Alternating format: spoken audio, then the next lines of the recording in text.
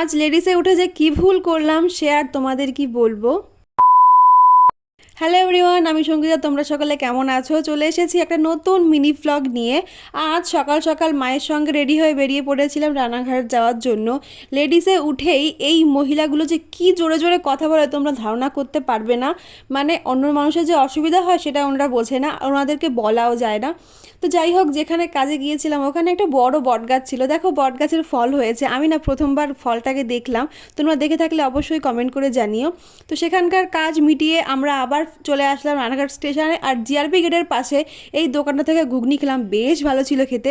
এই দেখো এই ট্রেনটা যাচ্ছে, শান্তিপুর যাচ্ছিল, কিন্তু একটাও মানুষ নেই ভেতরে।